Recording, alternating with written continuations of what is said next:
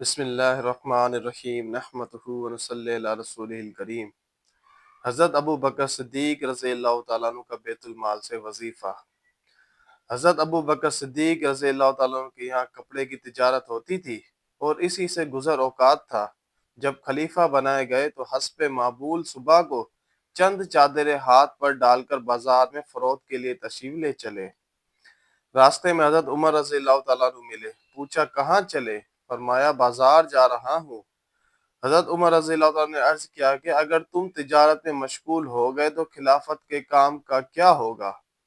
فرمایا پھر اہل و عیال کو کہاں سے کھلاؤں؟ عرض کیا کہ ابو عبیدہ رضی اللہ تعالیٰ عنہ جن کو حضور صلی اللہ علیہ وسلم نے امین ہونے کا لقب دیا ہے ان کے پاس چلیں، وہ آپ کے لیے بیت المال سے کچھ مقرر کر دیں گے۔ دونوں حضرات ان کے پاس تشریف لے گئے تو انہوں نے ایک مہاجری کو جو اوسطاً ملتا تھا نہ کم نہ زیادہ وہ مقرر فرما دیا۔ ایک مرتبہ بیوی نے درخواست کی کہ کوئی میٹھی چیز کھانے کو دل چاہتا ہے۔ حضرت ابو بکر صدیق رضی اللہ تعالیٰ نے فرمایا کہ میرے پاس تو دام نہیں کہ خریدوں۔ اہلیہ نے عرض کیا کہ کیا ہم اپنے روز کے کھانے میں سے تھوڑا تھوڑا بچا لیا کریں، کچھ دنوں میں اتنی مقدار ہو جاوے گی۔ آپ رضی اللہ تعالیٰ نے اجازت فرما دی۔ اہلیہ نے کئی روز میں کچھ تھوڑے سے پیسے جمع کیے۔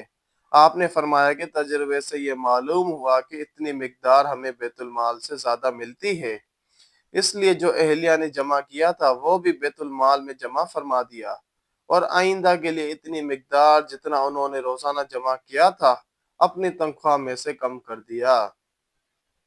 فائدے میں شیخ الحدیث لکھتے ہیں اتنے بڑے خلیفہ اور بادشاہ پہلے سے اپنی تجارت بھی کرتے تھے اور وہ ضروریات کو کافی بھی تھی، جیسا کہ اسی اعلان سے معلوم ہوتا ہے جو بخاری میں حضرت عائشہ رضی اللہ تعالیٰ عنہ سے مروی ہے کہ جب حضرت ابو بکر صدیق رضی اللہ تعالیٰ عنہ خلیفہ بنائے گئے تو آپ رضی اللہ تعالیٰ نے فرمایا کہ میری قوم کی یہ بات معلوم ہے کہ میرا پیشہ تجارت ہے، میرا اہل و عیال کو ناکافی نہیں تھا، لیکن اب خلافت کی وجہ سے مسلمانوں کے کاروبار میں مشغولی ہے، اس لیے بیت المال سے میرے اہل و عیال کا کھانا مقرر ہوگا۔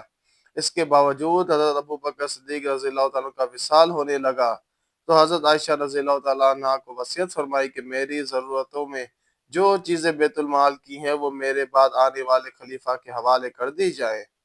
حضرت انس رضی اللہ تعالیٰ عنہ فرماتے ہیں کہ آپ کے پاس کوئی دینار یا درہم نہیں تھا، ایک اونٹنی دودھ کی، ایک پیالہ، ایک خادم تھا، بعض روایت میں ایک اوڑھنا، ایک بچھونا بھی آیا ہے۔